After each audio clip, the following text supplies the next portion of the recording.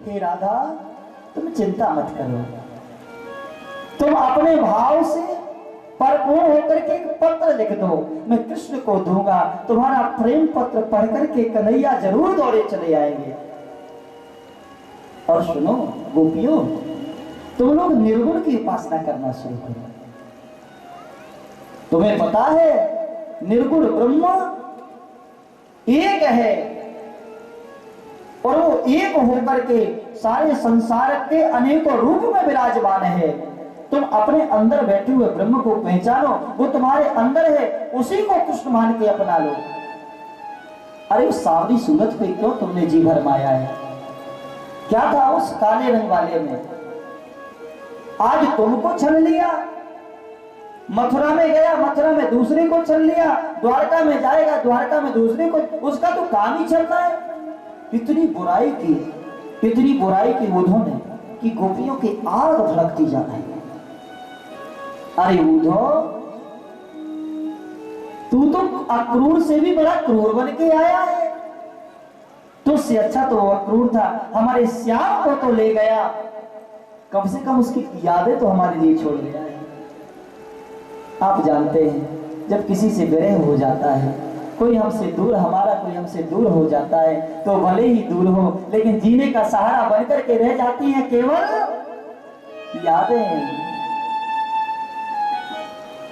सुन उठो, जब अमृत उसने पिलाया है तो विष का भी प्याला पी लेंगे। जब उसने हमारे ब्रजमंडल पर अवतार लेकर के सबको अमृत पिलाया है तो आज हम उसके लिए विषपान भी करेंगे। अमृत का प्याला पिलाया है तो विष का भी प्याला पी लेंगे। पर इतना सुन ले हुए उद्धव, हम यादों के सहारे जी लेंगे। उसकी यादों में हम जीते रहेंगे। भले ही हमारे लिए कुछ करे, लेकिन उसकी याद जब जब आती है ये प्राण निकलने लगते हैं। हे उद्धव, बस एक बार उससे कह देना, वो आकर के हमें हृदय से लगा ले। आज फिर से वो मुरली की मधुर तार सुना दे जो कई वर्षों से नहीं सुन पा रहे हैं। गोपियां बहुत तड़पी हैं, बहुत रोई है, इतना रोई है। एक कवि ने बड़ा प्यारा लिखा है, निस दिन बरसते नयने हमारी, सदा रहते बरसारी तू हम पर, जब से श्यामे पधारे। जब से श्याम यहाँ से गए हैं, हमसे दूर गए हैं, उनकी यादें रह गई हैं। और सुन उद्धव, तू तो अक्रूर से भी बड़ा क्रूर बन के आया है। वो तो हमारे सांवरे को ले गया, तू उनकी यादें भी ले जाना चाहता है। एक बात सुन ले, तू पहले अपने निर्गुण के बारे में तो बता, तेरा ये निर्गुण है कौन? ये तेरा निर्गुण है कौन? इसके माता का क्या नाम है? इसके पिता का क्या नाम है? किस देश का वासी है? किस नारी का दासी है? गोपियां बोली, हे उद्धव, जिसका कछु ठाव ना, कछु ठिकानो ना है, वो तेरे निर्गुण की उपासना हम कैसे कर ले? और हमारी सावरी का सुन दे, हमारे कन्हैया को जानता है, वो वृंदावन का वासी है, राधे चरणों का दासी है, भक्तों की आत्मा में रहता है, भले इस समय मथुरा का वासी है। हर दिल में वो विराजमान है, हम उसकी यादों को नहीं छोड़ सकते हैं। उद्धव को बहुत समझाया। उद्धव ने कहा, हे राधिके, एक पत्र लिख दो। ग्रहाण पत्र में निज नाथ दत्तम शोकम परमा कुरु राधिके, तुम एक पत्र लिख दो। राधा रानी को उद्धव ने कागज दिया है, एक पत्र दिया है। राधा ने जैसे लेने के लिए कलम निकाली, केवल इतना लिखना, मेरे प्राण प्यारे प्रीतम। इतना लिखते ही राधा रानी इतना रोई कि लिखा हुआ सारा धुल गया। उद्धव बोले, चिंता मत करो राधिके, चुप होकर के लिखो। राधा बोली दूसरा दे दो। दूसरा लिया, दूसरा लिख करके, दूसरा लिखने के लिए जैसे ही राधा ने लिया, आंसुओं की सजलधार इतनी बही, वो पत्र भी बेकार हो गया। तीसरा लिया, चौथा लिया, राधिका इतना रोई कि कोई पत्र नहीं लिख पा रही है। हे उद्धव, बस केवल इतना कह दिया कि हर घड़ी याद तेरी आए, सौतन बन के मैं जीऊं श्याम तेरे नाम की जोगन बन के, मैं जीऊं श्याम तेरे नाम की जोगन बन के। हर घड़ी याद तेरी आए, सौतन बन के, हर घड़ी याद तेरी आए, सौतन बन के, मैं जीऊं श्याम तेरे नाम की जोगिन बन के, मैं जीऊं श्याम तेरे नाम की जोगिन बन के। ये मेरे सामने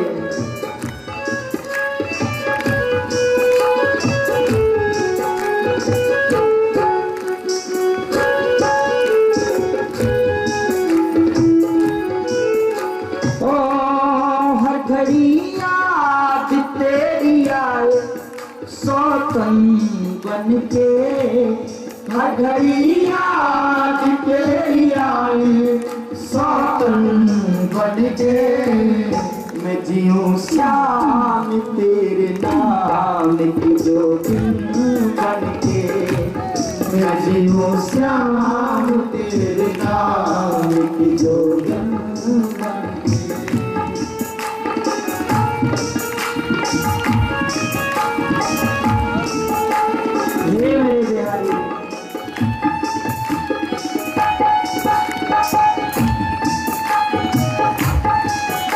और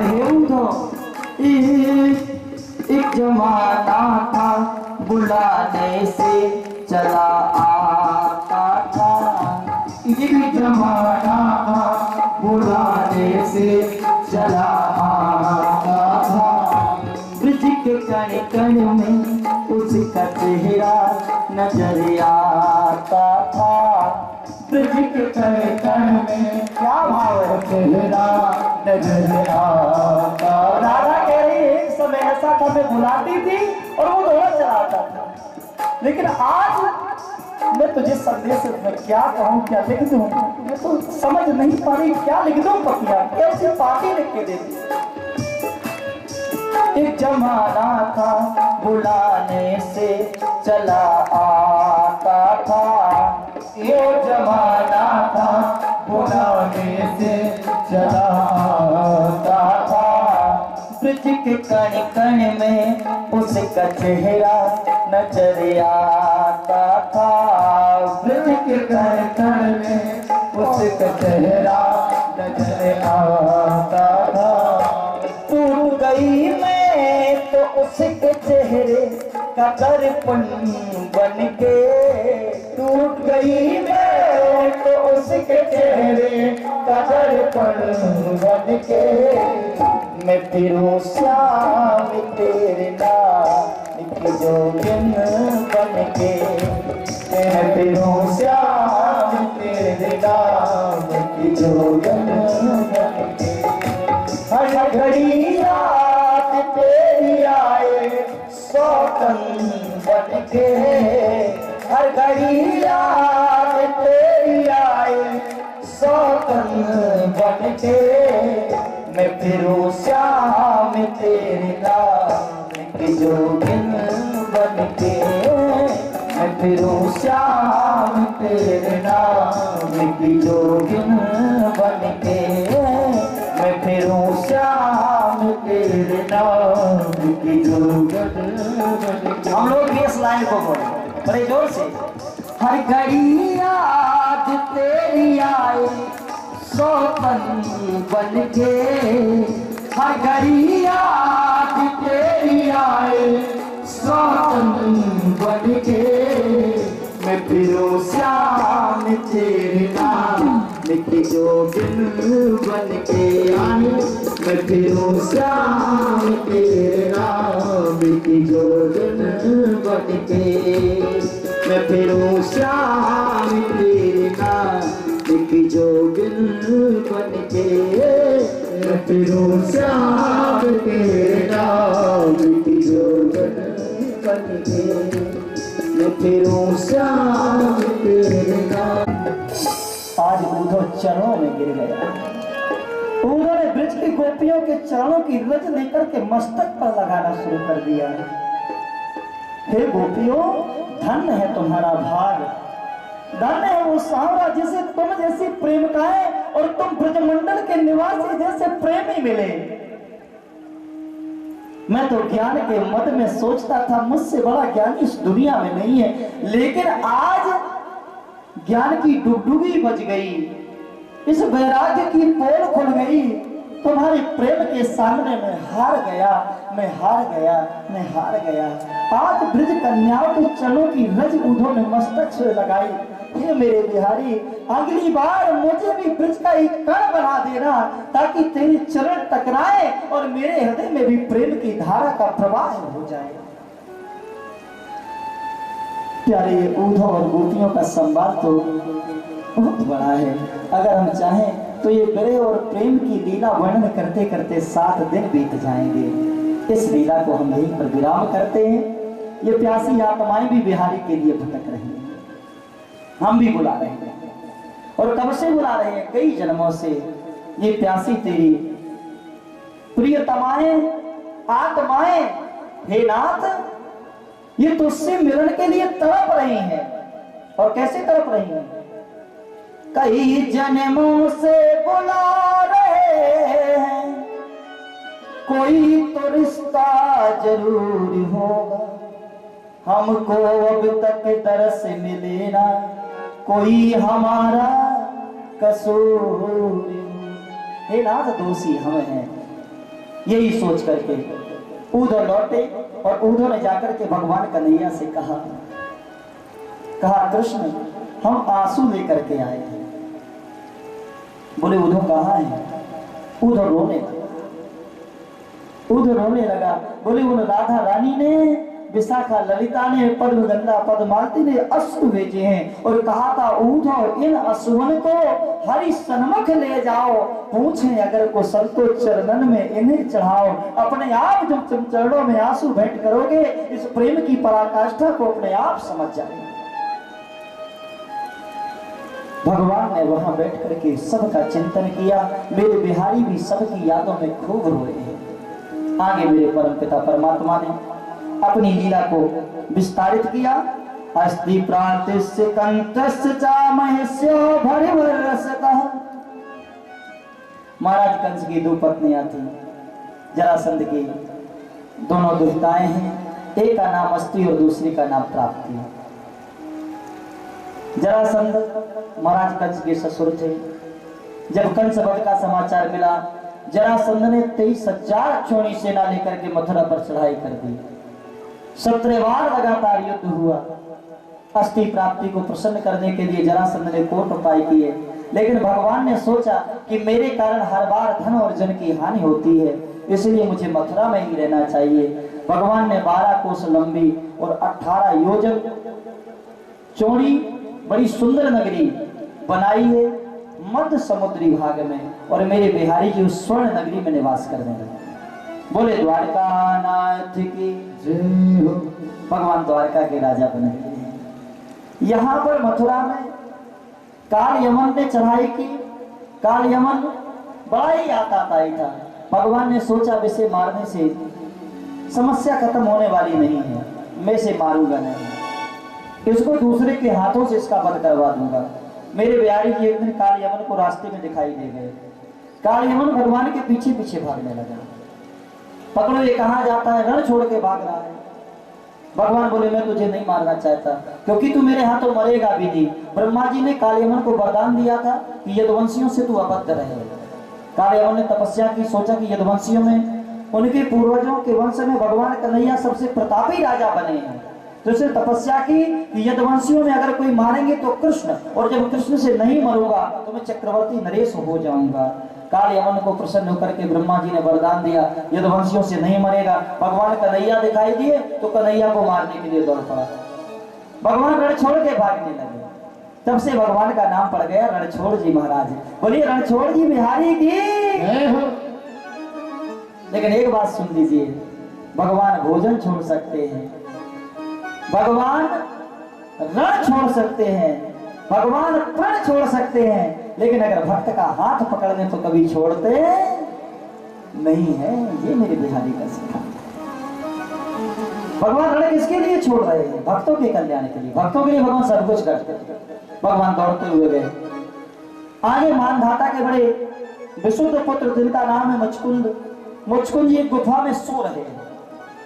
उन्होंने ब्रह्मा जी से सोने का वरदान मांगा था, मुझे खूब नींद आए, मैं तृप्त बना रहा हूं, केवल भगवान में मेरी आस्था रहे। इस तरह से ब्रह्मा जी ने कहा कोई बात नहीं, जो तुम्हें सोता हुआ जगाएगा वो जल करके भस्म हो जाए। मानदाता के बड़े तेजस्वी पुत्र हैं। भगवान कालयवन से भाग रहे। कालयवन उसी गुफा में प्रवेश कर गया जहां पर मुचकुंद जी तपस्या कर रहे थे। उस समय मुचकुंद बड़े विशुद्ध भाव से पीतांबर ओढ़े हुए, पीला वस्त्र ओढ़े हुए शयन कर रहे हैं। भगवान तो वहां पर छिप गए। कालयवन ने सोचा यही वो कृष्ण है जो ओढ़ के छिपा हुआ है। कालयवन ने जैसे ही चादर को खींचा, चादर को खींचते ही मुचकुंद जागे, और मुचकुंद ने जैसे ही नेत्र खोले कालयवन जल करके राख हो गया। मेरे बिहारी ने उसका भी वध करवा दिया। आगे मेरे बिहारी जी मथुरा में बैठे, मथुरा से बैठे बैठे पूरे हस्तिनापुर का भी राज्य चला रहे हैं। महाभारत का युद्ध पूरा संपन्न होने जा रहा है। महाभारत के युद्ध के बाद भीम, अर्जुन और एक दिन कन्हैया स्वयं जरासंध के पास गए। भगवान जानते थे केवल जरासंध को मारने से पाप मिटने वाला नहीं है। भगवान स्वयं जरासंध के पास गए, ब्राह्मण का वेश बनाया है। ब्राह्मण का वेश बना करके तीनों जब गए जरासंध की यज्ञशाला में पहुंचे। जरासंध ने कहा मांगो ब्राह्मणों, तुम्हें क्या चाहिए? शरीर से तुम क्षत्रिय लगते हो। भगवान ने कहा भैया अगर तुम हमको क्षत्रिय सरिष दिखाई दे रहे हो और हमें क्षत्रिय समझ रहे हो तो एक काम करो, हम जो मांगे वो हमें दे दो। बोले जो मांगोगे वो मिलेगा। भगवान बोले तो हम आपसे युद्ध मांग रहे हैं, हमें आप हमारे साथ युद्ध करिए। बोला तथास्तु, युद्ध के लिए तैयार हो गया। जब युद्ध के लिए जरासंध तैयार हो गया, भगवान ने अपना पूर्ण रूप ले लिया। कन्हैया, अर्जुन और भीम खड़े हो गए। जरासंध बोला देखो कृष्ण, तुमसे तो मैं लड़ नहीं सकता। जरासंध कौन है? कथा समझ में आ रही है ना? किसके ससुर हैं? कंस के ससुर साहब। बोले कृष्ण आपसे तो हम लड़ नहीं सकते। बोले क्यों नहीं लड़ेंगे आप हमसे? बोले तुम भैया रण छोड़ के भाग जाते हो, तुम्हारा कौन पीछा करेगा? अभी तुम कालयवन से रण छोड़ के भाग गए थे, जो डर के भागे हम उससे लड़ते ना है। कन्हैया बोले बात सही कह रहे हो, क्योंकि हमारे हाथों से तुम मरने वाला नहीं। भगवान बोले फिर तो अर्जुन से लड़ो। बोले अर्जुन से क्यों लड़ूं? अर्जुन तो बहुत छोटा है मुझसे। बोले ये कुछ मोटा ताजा दिखाई दे रहा। भगवान बोले अच्छी जगह पहुंच गया है, मैं तो भीम से लड़ूंगा। भगवान बोले भीम दादा तैयार हो जाओ। भीम बोले जैसी केशव आपकी आज्ञा। जरासंध और भीम के बीच 23 दिन का मल्लयुद्ध चला। दोनों वीर एक से बढ़कर एक। जरासंध भी कम बलशाली नहीं था भैया, 10,000 हाथियों का बल था। बड़े विशुद्ध भाव से दोनों में लड़ाई हो रही है। भीम को इतना पटका जरासंध ने, इतना पटका कि भीम की बिल्कुल नस नस ढीली हो गई, गिड़गिड़ाने लगे। सरकार क्षमा करिए, अब मरवा ही डालेंगे क्या? बोले भीम जब से आपने कौरवों को पराजय किया है तब से आपका घमंड बढ़ गया था। मैंने कहा कम से कम जोड़ तो मिला दूं, मैं भक्त का सब कुछ सहन कर सकता हूं, लेकिन अहंकार का अंकुरण सहन। भीम बोले प्रभु अब कल युद्ध समाप्त हो जाए, नहीं तो आपका भीम समाप्त हो जाएगा। भगवान बोले कोई बात नहीं, कल युद्ध पूरा हो जाएगा। सुनो भीम, ये जरासंध इसका नाम इसलिए पड़ा क्योंकि जरा नाम की एक राक्षसी ने 2 टुकड़ों को इकट्ठा मिला दिया था। 2 टुकड़ों को इकट्ठा मिला दिया था। बृहदित का पुत्र था, इसकी रानी को 2 रानियां थी, उनके बालक नहीं हो रहा था। इसलिए ब्रहदत्त ने तपस्या की और ब्रहदत्त की तपस्या से प्रसन्न होकर के एक महात्मा ने फल दिया, जाकर के अपनी दोनों रानियों को खिला देना। घर पहुंचा, फल को आधा आधा काट करके दोनों रानियों को खिला दिया। एक के गर्भ में आधा और दूसरे के गर्भ में आधा आधा बालक पैदा हो गया। देखिए हमारी ऋषि परंपरा कितनी अग्रत है।